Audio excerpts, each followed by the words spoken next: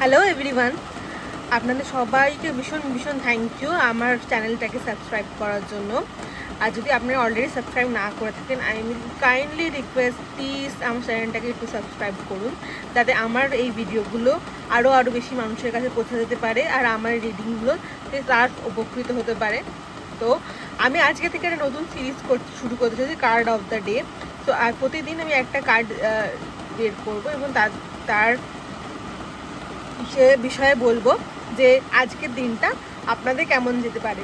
তো যারা যাদের এটা একটা জেনারেল রিডিং, তাই সবার সাথে হয়তো ম্যাচ করবে না। যারা ম্যাচ করবে অবশ্যই আমার কমেন্টে লিখে দেবেন যে আপনাদের সাথে এই কার্ডের রিডিংটা কতটা ম্যাচ করবে।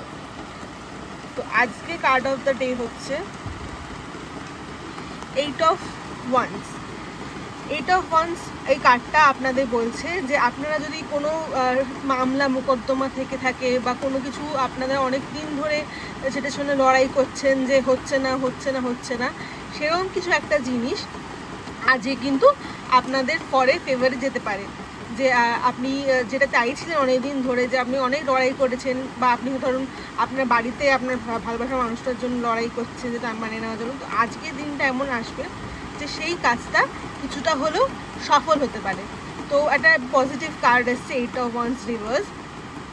আশা করি আপনাদের যারা যারা দেখছেন তাদের সাথে এই কার্ডের এই রিডিংটা রেজোনেট করলে অবশ্যই কমেন্ট করবেন, আর অবশ্যই কাইন্ডলি আমার চ্যানেলটা সাবস্ক্রাইব করবেন।